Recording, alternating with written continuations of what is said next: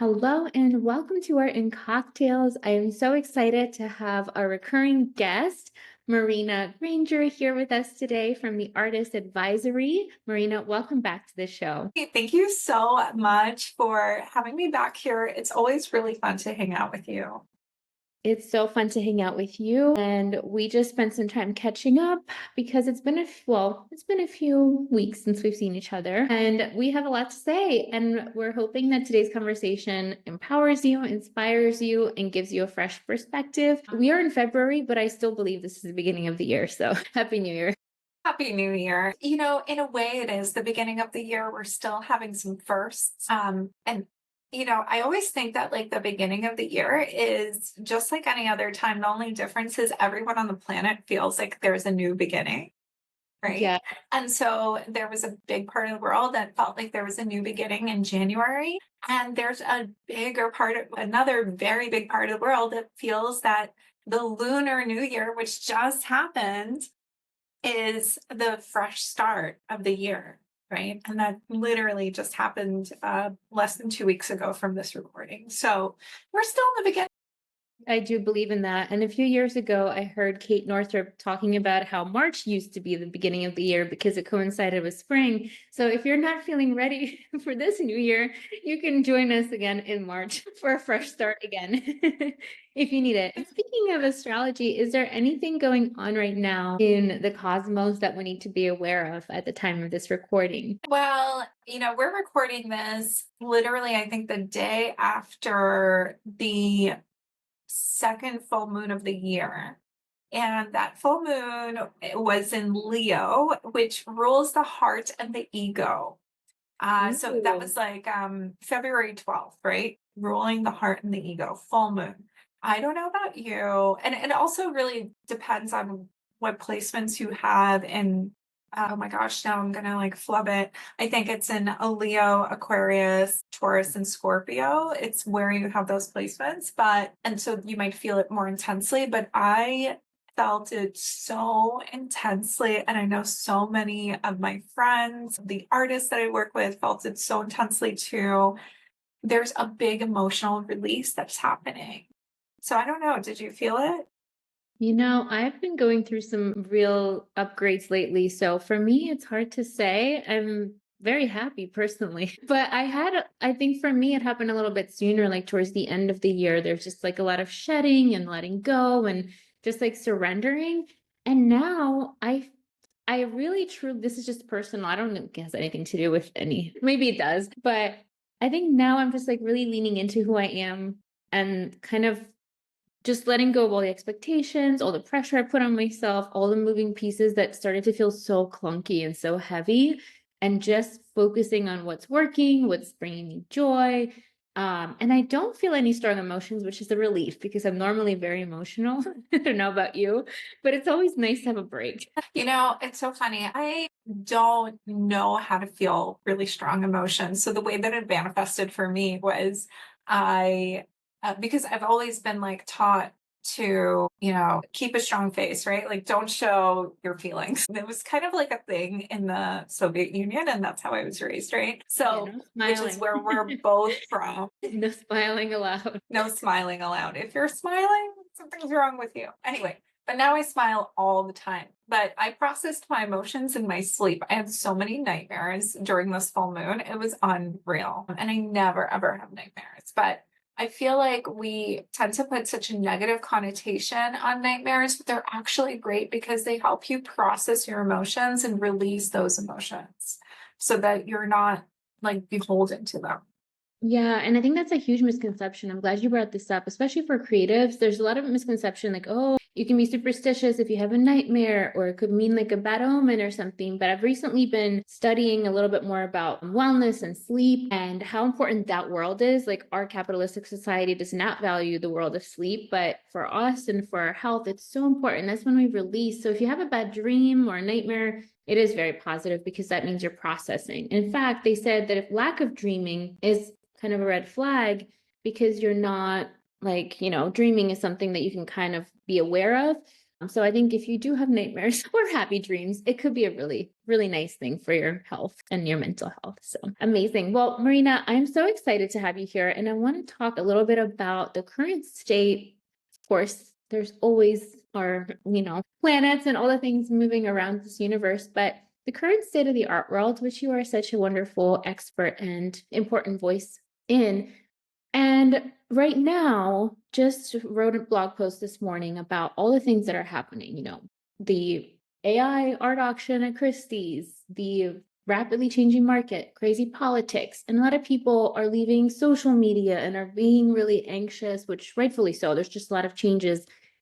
What are your thoughts on the role of the artist right now in 2025? Do you think this is still relevant? Should artists go into hiding? What is your perspective on this? So it's such a great and amazing question. I'm so excited to answer this because the thing about the role of the artist is integral to humanity, right? We can go back to when we were living in caves and we can look to see that art was necessary and needed. And that is why we have cave paintings, right? It is something that sets us apart from pretty much any other species on this planet is that we create art. And as technology evolves, as the world evolves, everything is going to evolve. But there is always fear in the unknown. And when new things happen, it is scary because we don't know what it's going to be like.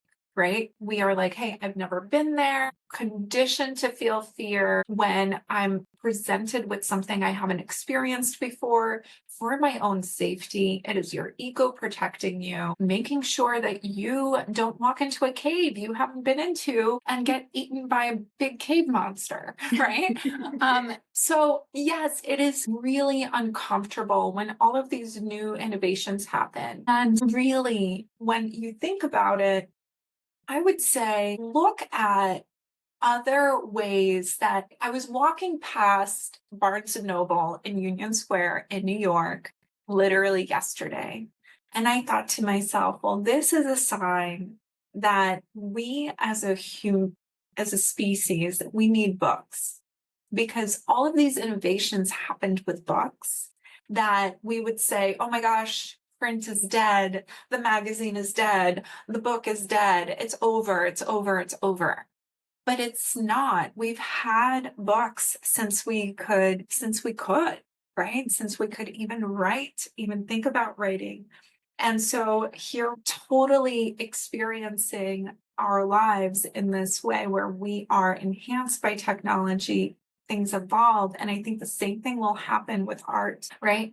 It doesn't mean that authors are going to stop writing books when we have everything digital, right? Or Right. when AI can write a book, quote unquote. Same. Yeah.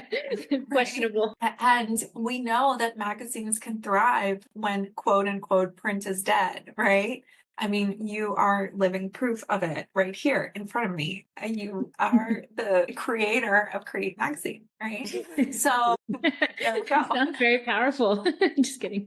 Intense, intense. And so when it comes to art, yes, there are going to be innovations, but it is undoubtable that we will always, always need art as a species, as human beings. We will always have it. And I think that the role of the artist in this day and time in this technological digital age is to follow their heart and not their ego, right? Because when you follow your heart, you do things without any fear. And when you follow your ego, you make decisions out of fear. And so you don't go as far.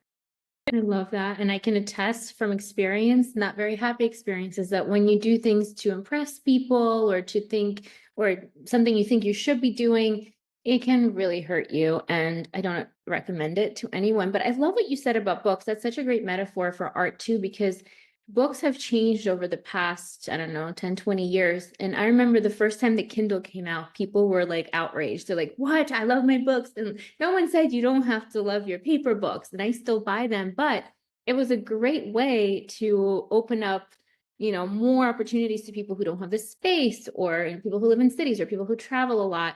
And then they also still buy paper books. I mean, how many times have I read something on the Kindle and like, I must have this in physical form? And I think the same thing with art, and it's just a different thing, especially with AI art. It's almost like its own medium. Like, I don't even count it as, like, for example, people still go to the Louvre all the time and they're so fascinated by this small Mona Lisa painting, you know? And if truly technology and AI was taking over in a way that would replace art, I don't think that would be happening because we're so drawn to that physicality and that, that moment in time that someone spent making this crazy, small, but powerful thing. So thank you so much for sharing that. And I also love what you just shared, the essence of something rather than the specific outcome. So things might not look the same way as they used to. For example, Playboy magazine used to be a big subscription, right? Print. And then they stopped the subscription because printing got so expensive and they couldn't do it.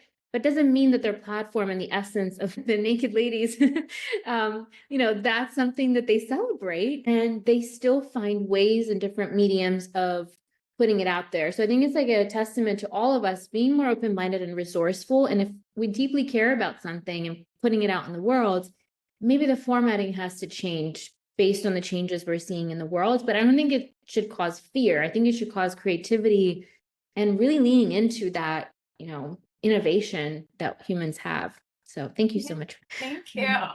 Amazing. Well, I also want to know, so right now, and I'm putting some heavy questions on you, but I think this is important to address because we'll talk about some lighter things too. But I noticed, I want to hear your thoughts, and there's no like right or wrong answer. This just want to brainstorm. I noticed a lot of artists are leaving social media because of, politics, which rightfully so. It is very controversial and it makes me uncomfortable as well. However, it's still a place where we can connect with each other and share our work. What are some ways that we can use these platforms and not feel like we're supporting, quote unquote, the bad guy or someone we don't agree with, and know that, or maybe if someone decides that they don't want to use social media, do you think there's still a way for them to market themselves and put themselves out there? I just want to hear your thoughts because artists have been leaving in drones. Like some artists that I loved following for years are just like, bye, I'm leaving. And I'm like, I'm kind of sad about it? Yeah. Being an artist, and I say this not being an artist, but being a big supporter of artists. I worked in galleries in New York for nearly 15 years before I started this company, the Artist Advisory. And I did it because I really cared about the artists that were around me. I hated to see them get the runaround. I really wanted to have fun, and I knew I would have fun when I was working with artists. And part of the reason I started the company was because I saw the incredible power that the internet gave the artist. And that was they got to curate how the world would see them. And they were able to decide what they put online, right? And how they put it online. And also, they were able to connect to anyone and everyone. It was an ultimate democratizer of the art world because suddenly you were away from the gatekeepers. You didn't need the gatekeepers. You could literally comment or follow or DM the director of the Brooklyn Museum, for example, Mm. right? I mean, how you do that is a whole different story, but still, the point is that you could get in front of anyone and everyone, and you still can. Now, social media is global. Okay, it is global. There are people from all over the world on Instagram, TikTok. I'm like, what else is there? YouTube, Blue and sky. even Blue Sky. And here's the thing, you might look as an artist, it's so important for you to reflect on the collective consciousness that is happening around you and the culture and be very aware of what's happening in our society. It is so, so important.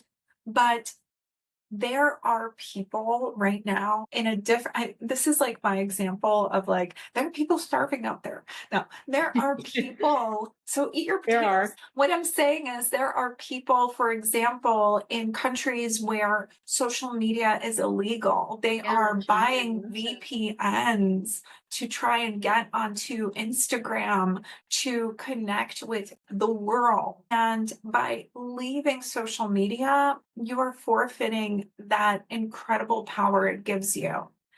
politics hopefully changes, right? It ebbs and flows and oscillates throughout the years. And by r- retracting your voice from social media, I see that as a form of protest. I get it, but personally, I prefer to be on there to activate my voice. I love this so much. Thank you for sharing that perspective because I had mixed feelings and you verbalized what I was feeling too without knowing it. And the other day I watched this video of this Russian girl. Her YouTube channel is Ellie from Russia. She's a little controversial. I Like, love Ellie from I love Russia. Are you Ellie. kidding me? Yeah. So anyway, I was reading about how she might be controversial. Side note, because they think the Russian government is paying her, which they probably are, to travel to these post-Soviet countries. But anyway, besides the point, I love her personally. She delights me, and I love learning about my home country through her videos. She's very educational and smart.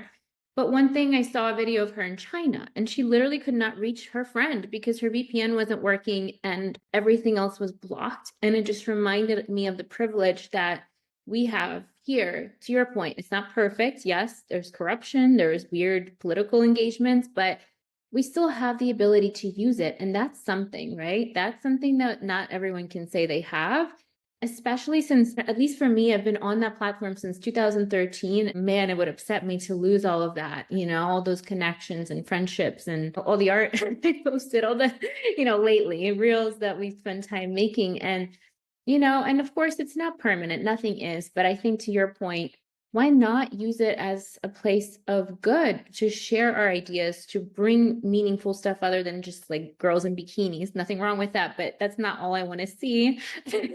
There's a place for that, I guess. But why not be the creators of something valuable, something interesting, intelligent, right? So I think that's where the change happens rather than just avoiding it altogether, being part of it. Brilliant. Thank you so much for that perspective.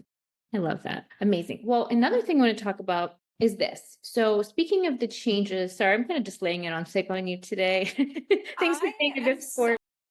love these conversations because the heavier they are, the more meaningful they become. And I just love these questions. So keep them going. Good. Okay, great. Because I don't want fluff anymore. I'm like, we got to talk about the real stuff, meat and potatoes, the things that are keeping us up at night. One thing I noticed, and I've mentioned this on my previous solo episodes for those who follow the podcast, and this is something I noticed and it upsets me. I talk about it to my partner like every night at dinner. It haunts me. It literally bothers me. And this is this. During the past like decade, specifically the past 5 years post COVID, a lot of artists, and some of them actually came on my show and openly talked about it. So you guys can explore those episodes. Things have gotten really, really good, and then things have gotten really bad in the art market. So what I mean by that is there was a moment in time where people were really buying art, especially when people were locked inside. They were all about investing into art, decorating, and it was a little bit more democratic. Like normal people were even buying art, and the Asian art market was performing super well.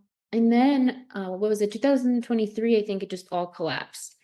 And a lot of artists are really struggling because of this. They've reached like the highest highs in their careers, not just financially, but with the galleries they work with, right? And I want to hear from you because you worked in a gallery before. And right now, let's say maybe the art market's slower, they're not experiencing as much financial abundance as they could or have in the past. What would you give as a piece of advice to an artist who's like maybe reached really incredible milestones in their art career, but now feels really trapped because they're committed to these galleries and they're afraid to put themselves out there and open themselves up to new income streams because it might look bad on them as a professional, like high level artist working with these fancy galleries? This is a big problem because I think on paper, a lot of artists look incredible, but I get messages every day from people like asking me how to make money. And I'm like, you shouldn't be asking me this question. And so I want to hear your thoughts as someone who worked in the industry. You worked in great high level galleries too. What are your thoughts? How can artists empower themselves financially, not be afraid of like the status quo? Okay. Kat, another brilliant, brilliant question. I want to talk about a couple of things when it comes to this. I remember actually you and I were walking around the Armory show, just like it felt like yesterday, but it was in September, I guess. It's too long That is ago. real. And living our best lives, just like having champagne, looking at art. It was amazing. We need to do it again. And again and again. And one thing I'm going to tell you is I would invite you to look at the art world differently. I invite you to look at it objectively. Now, if you look at it objectively, you will see that there are tons of galleries that are still open. Yes. There are tons of auctions that are breaking records still. There are tons of art fairs with tons of galleries. Mhm. And there, for a gallery to have a booth at an art fair is an incredible investment, and they wouldn't do it if they didn't have the money. Right. I actually have a close friend who opened up a gallery within the last 3 years, and her sales have gone up every single year. Okay.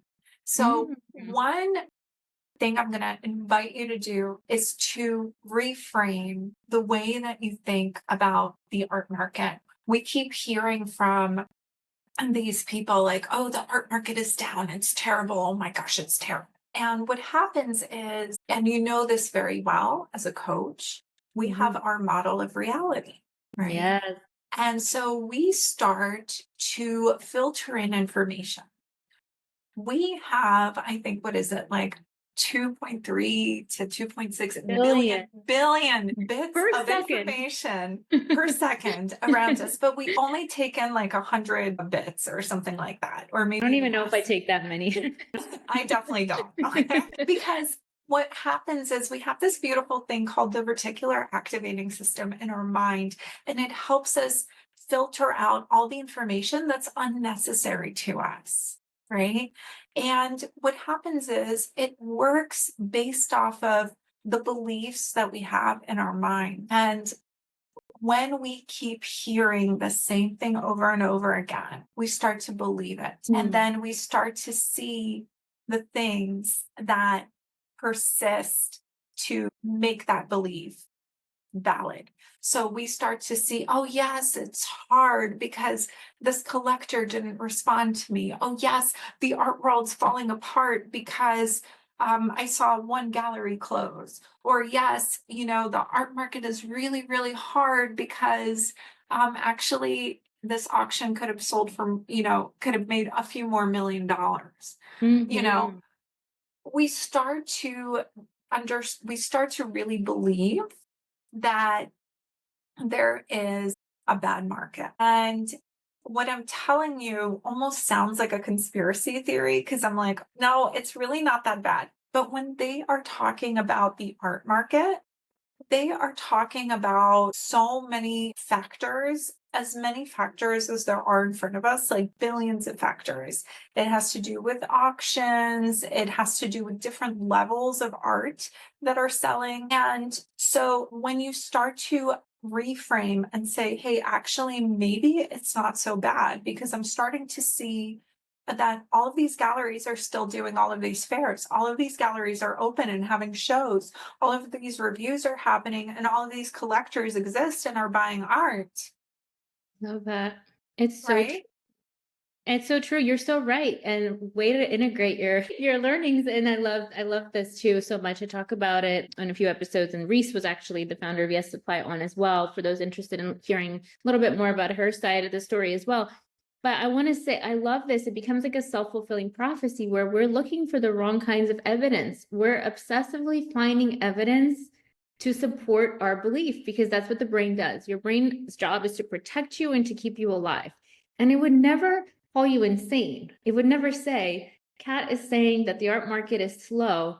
Well, Kat is the boss, so we must prove Kat right. So let's find all the pieces that will support this thesis, this theory that the art market is bad. And that's what ends up happening. And then the ego steps in and wants to be also affirmed. And you make decisions from the ego to support this background theory, this program, this computer program that's in our head. And so if someone is aware, they're like, oh my gosh, I am looking at all the negative news. I am doom scrolling on New York Times and the art market crash and Christie's sales are down and Sotheby's sales are down and Sotheby's is going bankrupt. Oh my God, we're all doomed. Okay, now that we have the awareness, what's the next step? Okay, beautiful question again. Wow, you were like Oprah, but for artists. In your Oprah. We're all Oprah. Okay, so here's the thing. I want you to start breaking down these beliefs, right? That the art market is bad. Because once you start doing that, what's going to happen is you're going to start to see a lot more opportunity. Your mind will start to filter out opportunity for you. And so I'll take you through a few steps. I'll give you an example of how that's not true from history. I'll tell you how you can apply it to what's happening with you in two ways. I'm taking notes here so I don't forget. And then I will tell you what you can do if you are in that mid-career, as a mid-career artist who feels like you've plateaued and you're already working with galleries. I'll tell you what you can do. Yeah. So, first and foremost, let's go to history. In 2008, there was an incredible stock market crash. The world was on fire, right? Like we were like, "Oh my god, everyone's broke, everyone lost." There was a stock market crash. That is 100% objective. But during this time, what happened was the galleries in Chelsea were not able to sustain the same budgets that they had because a lot of the collectors were not able to buy the high level art that they were selling. So, in order to downsize, they started to go of some of their staff. Similarly, at the same time, um, there was a slump in real estate. All of a sudden you could rent a space for a lot less than you could in the past. What happened was these very successful gallery directors, not owners but directors, would leave their Chelsea gallery, which is kind of an upscale New York City gallery neighborhood where the artworks average a starting point of like 20,000 ish. All right. And so they would take their experience and open up galleries in the Lower East Side for a lot less operating costs. And they would give a lot more opportunity to emerging artists and would sell more work because they would have those same collectors and they would say, like, hey, wait a minute, you want to get in on the ground floor. I've discovered this artist. It's a really great investment. And guess what? You're going to love the work. And on top of it, it's only going to go up in value, unlike this freaking stock market, right? And so they made an opportunity out of this.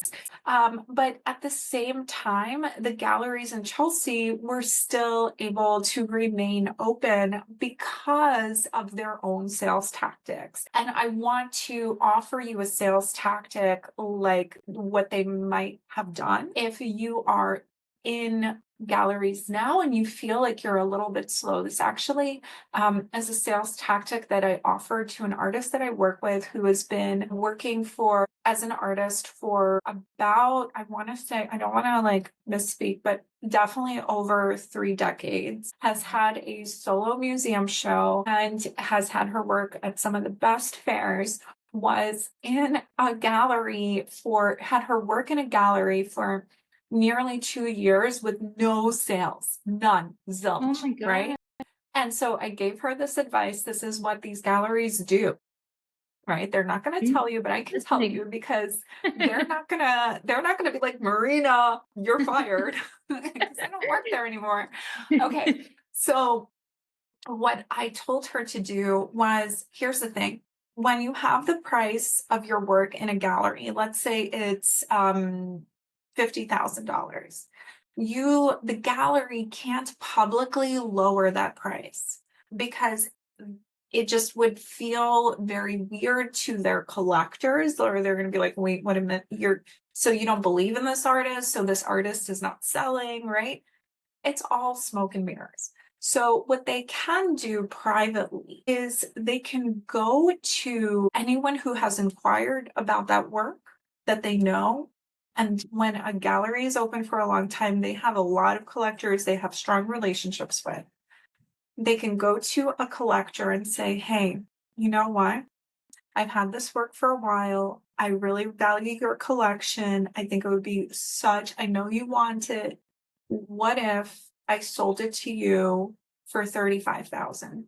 So you're giving a $15,000 discount, let's say, right? Mhm. Sounds really intense. And on top of that, that's over 20%, right? 20% of 50,000 is 10,000. But when the gallery does that, they can sell the artwork and then split the difference. The thing is, as an artist that's working with a gallery, you want to invite them to be able to do something like that if you want to sell your work, because you need them to move the work, right?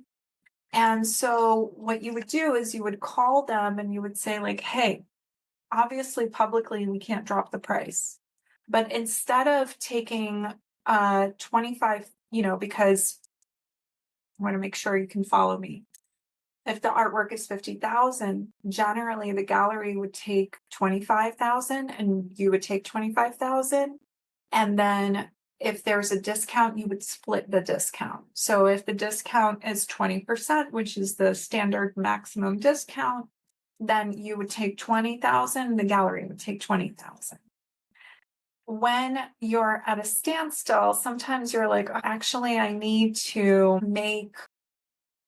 just need to sell it, right? And let's say you tell the gallery that you will take a deeper discount. You say, like, I'll just sell it for whatever you think we can sell it for. Or the lowest I will take for this is 15,000. The gallery will make it happen, right? I mean, we are taking 10,000 away from you. Like, I get that. But if the work has been sitting there for 2 years, that's one way to do it, right? Yeah. And so the way that it worked out with this artist that I work with, she ended up actually making more than that, because the gallerist said, hey, you know what? What I'm going to do is I'm going to give you the full price on one of the works. He sold 2 works of art for her. And one work of art, he gave her the full 100. And the other one, he took a lower commission on, but she was able to make out really well. And he was able to make out really well and get a collector happy. I love this too. It's like being flexible without jeopardizing your quote unquote image, like doing things with integrity, but protecting yourself and your business. And that's a great gallery that they're willing to take a little bit of a hit with the commission too. And that's another sign too. It's like work with people who support you and who want to see you thriving. This goes back to the RAS, that the gallery is on your side, right? It goes back to giving yourself the belief that the gallery is on your side. Yes. Because this artist truly believed that this gallerist knew exactly what he was doing, because he'd been in business for so many years. She thought, well, he's got to be great. He's got to be great. An artist, this is so great. Thank you for this perspective and sharing that specific example. How can artists cultivate and shift from the belief that they're a victim and the world is out to get them and everything's a scam and artists are always tortured and they have to suffer and take, whatever leftovers, Ooh, to the fact that artists are empowered, artists have a say, artists are half of the gallery system. There would be no gallery or art world without them. And how can they start changing these programs that are running their life and forcing them to see the world through such a negative lens? this is another great question. I really want to dive into it, but I want to give artists 2 more tools about the art market Yes, that's please. going to bleed into All the this. tools. All the tools. So when you're thinking, let's say you aren't really working with a gallery yet, maybe you are working with a gallery, you're looking at how you want to reframe making the art world work for you. Making the art world work for you. As artists, we tend to say things like, I want to make X amount per month. But and I was actually talking to a gallerist friend of mine about this, and I said, why don't you shift your perspective? Don't look at the per month, look at the per year or per quarter, because if you look at per year, you understand that it keeps growing. But if you look at per month, because of the nature of the business, it ebbs and flows. And sometimes it can feel really discouraging, because one month you'll make 20,000, another month you'll make 0, another month you'll make 10,000, and then you're seeing it go down. But if you look at it annually, you'll always see it go up. So look at your income annually in retrospect versus monthly. And it's always great to strive for a monthly income, but look at it different. Look at your budget. I love your that income that advice way. too. Thank you for sharing that. I think it is important, even though, as a business, it's a little bit different now running a business, as you know, like you do want to hit your monthly goals as much as you can, but there are times where things are up and then other times things are down. And I think, yes, looking at the bigger picture, looking at that, even if it's smaller growth, I was just talking to one of my Yeah. clients. She's like, I didn't think I even came close to my annual revenue goal. And then when I looked, I was like right there because those smaller things add up, and I think that's such an important perspective, and just normalizing, like, being a creative person, being a musician, being a freelancer, you're not going to have a paycheck. That just doesn't happen unless you work for someone else. That just doesn't occur. Yeah. I mean, even Taylor Swift has good months and bad months. Oh, that's interesting. I would love to see her bad month, and also I know. her bad month. I know. I'll take her bad month, really. It's okay. And then the other kind of active, like practical thing you can do is you can look to see where the art market is for you personally. Personally, I bought art in the past. I've bought more and more art than I have in past years, right? When the art market was down, because I'm not like the kind of collector that buys something for 30,000. Like I'm not Yeah. there. But also, we're not buying it to flip it either. We're buying it to hang it in our Yeah. home, enjoy it, and love it. I think there's such a different market too. And once again, going back to like the ego thing, a lot of times it's like you just get so caught up in the image and the stats that you forget that a lot of people who buy your art are just normal lovers of it. They're not trying Yeah. to like have some kind of investment scheme on it. But on a flip side, I want to kind of touch a little bit, if you're okay with it, if you're still okay on time, for more emerging artists who might not have been broken into the gallery system yet, and maybe they are hearing this and are appalled and terrified. You should not be. It's not that bad. I would love to hear your thoughts on, okay, 2025, there's so much going on, like I mentioned earlier, the politics, the AI, blah, blah, blah. Is this still a good time to be an artist and to have ambitions? Like, I know this is something you coach on and you teach your artists on how to get into galleries, how to stand out to collectors. Is this still a possible time for someone to go from zero to a professional artist? Oh, 120 million%. Yes. Okay. Okay. Yes. It's like that. It goes back to your very, oh, and I say this at exactly 1:11 p.m. One more month. Yes. You guys, it's not just me, it's the universe affirming. It's going back to that very first question of yours, like, wait, are we in is art a dumpster fire now because of technology? No, we need you guys. We need you guys, all of you artists. And that said, I want to speak a little bit about that other really, really good question you asked, which is how do you get out of feeling like everything's happening to you rather than for you, right? Mhm. Like we want to get in the mindset of everything is happening for you, not to you. And that's how you get out of the victim mindset. And that's how you start to see that the gallery system, that everything can happen for you. Sure, the gallery system has evolved, like different things are happening. If you asked me 10 years ago, can I sell stuff online if I want to get a gallery? I'd say, no way. That's so bad. But now I'm like, yeah, totally. You actually should because it'll make the gallery happy that you're able to prove that you have an audience, right? That you're able to bring your audience to them too. Right. But I want to go back to that shift in mindset because when you start to think, oh, the gallery system is not going to work, it's corrupt, or it's just antiquated, or whatever, you start to go into a state of everything is happening to me, right? I am at the mercy of the universe, and the universe doesn't seem to like me very much, and boo. Boo. And I say that because I was like that. I was like that for so long. I truly believed that I had to suffer, like on a subconscious level. I thought that I had to suffer for anything to be possible, right? I had to jump through hoops. It was a belief that I had, and I probably still have that I need to get rid of, right? But One way to really shift out of this victim mindset and see the opportunities, going back to the very first topic that we spoke about, is starting to open up to opportunity. I want you to look at, first of all, accept responsibility. Oh my gosh, this is the hardest freaking thing. You're thinking, Marina, I can't believe you think I'm responsible for this. I got so Whatever. triggered the first time a coach told me that, and I was like, "The hell are you talking about?" Like, there's no way. Get from Perfect here. sense. They're criminals, right? Which they are, okay? But accept some form of responsibility, right? And I'm not asking you to victim blame yourself, but see where you can find any responsibility, whatever it is.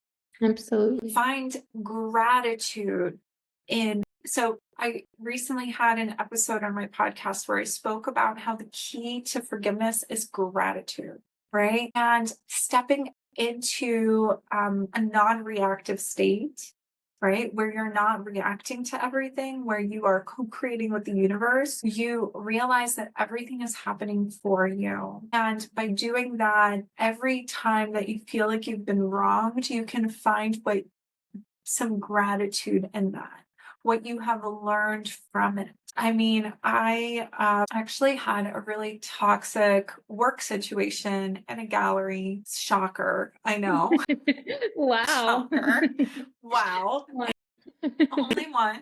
But I accept responsibility because what I did was I undervalued myself. I allowed myself to go into a position at work where I was over delivering because I felt like I needed to make myself indispensable or else I wasn't worthy as an employee. And Mm. that kept me in a very toxic situation.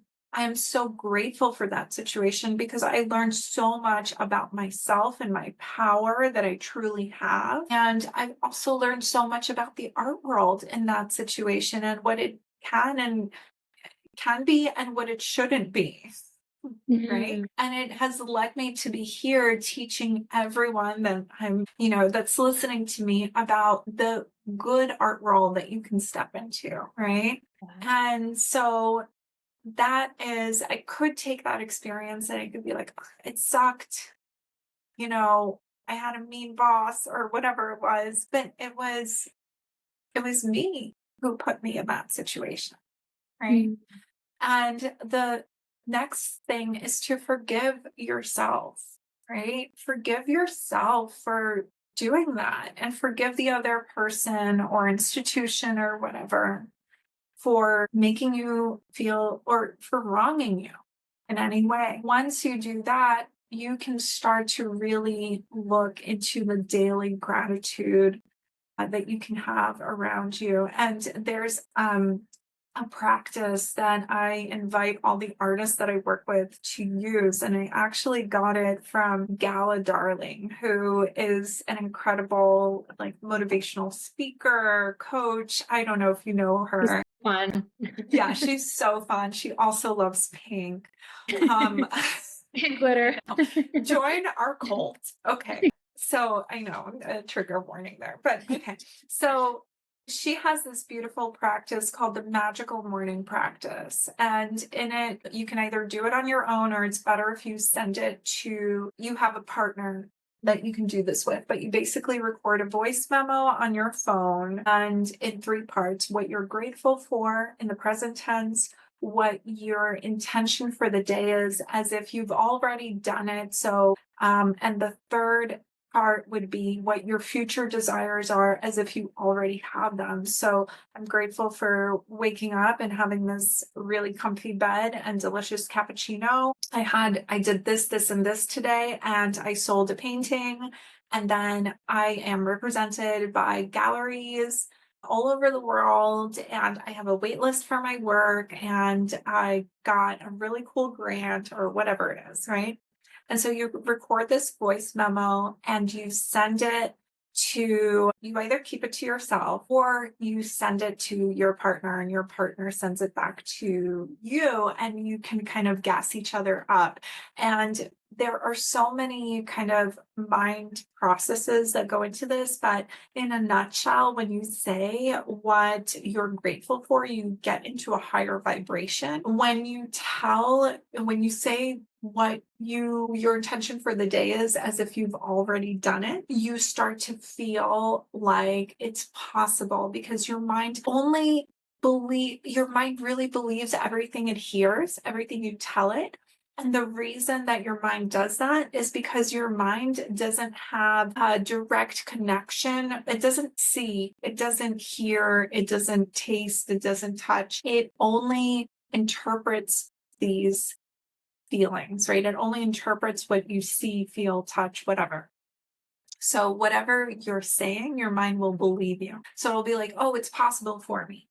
And then when you say what your future desires are as if you're already doing them, then you start to step into the identity of the person who has them and you start to make the decisions that will lead you there. I love that. So I love, love, love this practice. I have done it for years now. And I was also at a point where I didn't even know what else to manifest because everything came true. So That's where I'm at right now, except for the one part I shared with you privately. But it's yeah, it's like you realize how powerful you are. And I want to add something that I learned from my coach Olga from Yes Supply. I became really close friends with her. She told me, and it's true, you don't have to believe what you're saying to yourself. Like if I'm saying I'm an internationally exhibiting artist and I have a wait list, I don't have to my brain, my conscious mind does not have to believe that in order for it to manifest. And it changed my life, especially like manifesting this house and stuff. Like, because all the questions come up like, well, how's that going to happen? I only have 200 subscribers on Instagram. I only have like, I live in a small town. How is that going to happen? All these questions, all these doubts, all these like, logical things. And they're never there to stop you. And there's so many ways around them. So just remember, you don't have to believe in your manifestations. And I absolutely love that practice too of like really embodying that person because I can attest from multiple things that it happens. And when it happens, it actually doesn't feel shocking. Like, of course, I was happy when I got my first show in Paris, when I got this house, but it just feels very natural because you've been practicing it in your head, which, as you know, doesn't know any difference between what's real and imagined. It's already been living in the house for years before we yeah, had moved in. absolutely. And you know what, Kat? It's also being around. So not only that, you don't even want to think about how it's going to happen because when you start to think about how it's going to happen, first you're going to start to get tunnel vision. You're going to say, oh, it only happens this way. But Mm. secondly, it's not your job necessarily as co-creator with the universe to know how it's going to happen. Just let it unfold and trust that it will unfold. I want to go back for a moment to, is it possible for a gallery? Is the gallery system dead? Right. No. And, one thing I want to tell you is you really want whatever gallery you're working with and whoever you're working with, whoever you surround yourself with, you know, there's this Pygmalion effect, right? Like whatever you expect of the people around you is what they're capable of. And this was proven by the Rosenthals, who were like the Rosenthal effect. There was like an experiment in 1968. I'm gonna, in a nutshell, tell you that basically it was in a school situation and the teacher oh my god, oh Sorry, my guys. gosh, Calibri, as if I didn't have enough trouble concentrating. But basically there were two classrooms of students and who they were all equally capable and tested equally, but then the teachers were told that some students were less capable than others, and that was also reflected in their subsequent test scores. So they tested lower because their teachers didn't believe in them. Right. So whoever you work with in a gallery setting needs to believe that you can be very financially abundant and successful as an artist whoever you are working with, as a mentor, as a coach, needs to truly believe that you are capable of achieving what you need to achieve, because that's when you really, really dive into it.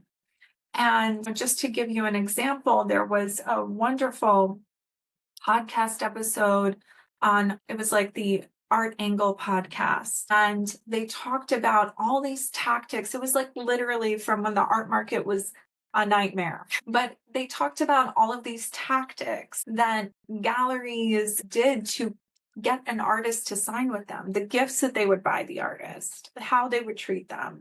And it's because they truly believed that this artist was going to bring prosperity not to their own studio, but to the gallery as well. So you want to be around people who truly believe in you, So right? true.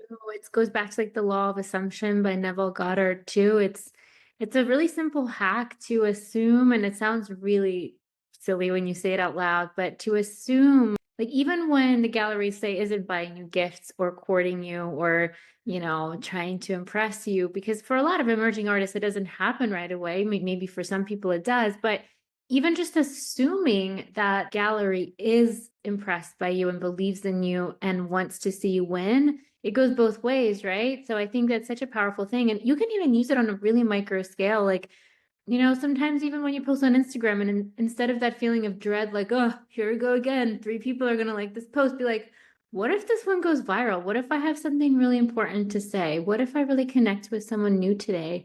And assuming these things. I love that. Thank you so much, Marina. There's so much wisdom, and we'll have to probably have a part two to go deeper into mindset and manifestation and combined with your wisdom. Yes. Had to Oh my bring gosh. my little angel on Okay, as guys. well. For those of you who are you need to go to YouTube because this end part of the podcast. Hold on, I'm gonna have to take a screenshot for our listeners. I'm gonna post this because this is so adorable. I can't even. Hold on.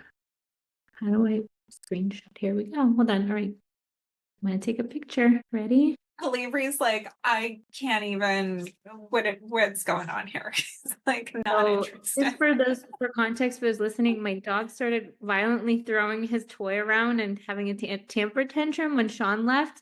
So I had to pick him up and comfort him because Daddy is no longer home and he's depressed. And then Odette, the princess, the beautiful, sweet Princess Odette, came into the screen as well. I also, not to like be a total downer, but I can't get over, I really, I just want to send all the love in the world to the most famous art palm there ever was. The bestest art palm ever. He was so Bertie the palm. love you.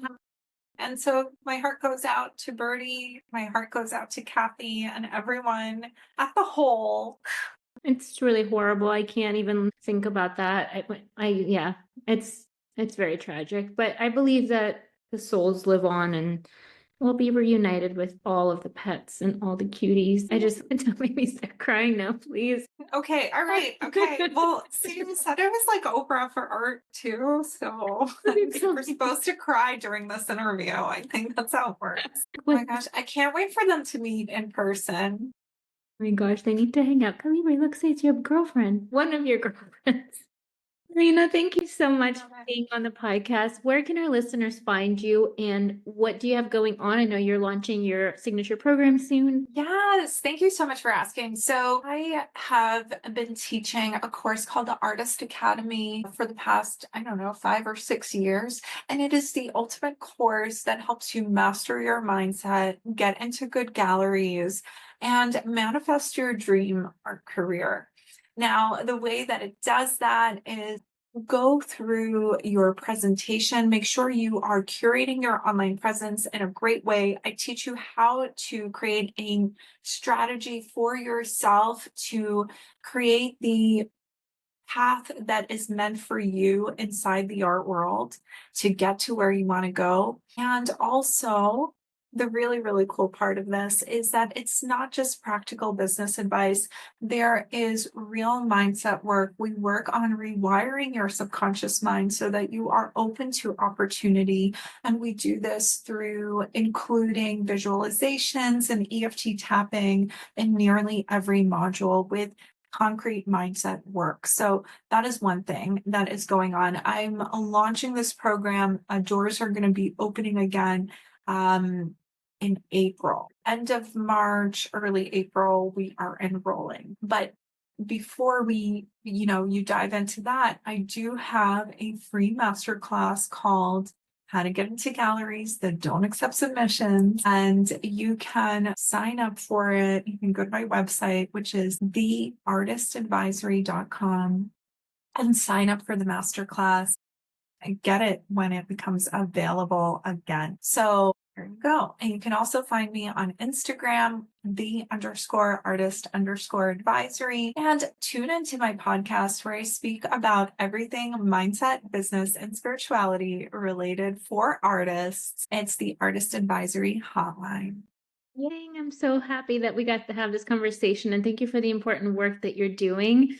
I am so grateful for you, and it's always a pleasure to chat with you and hear your wisdom and insights, and really combining the practical art world experience you have with the important mindset groundwork, which we can't do without at all. Yes. Thank you so much. I'm so grateful for you and so grateful that Calibri graced us with his presence today. Okay, let's take another screenshot. Calibri, look, Calibri. I love it. Oh, I'm gonna send you that one's the best one. Amazing. Thank you so much, my love. I am going to stop recording now.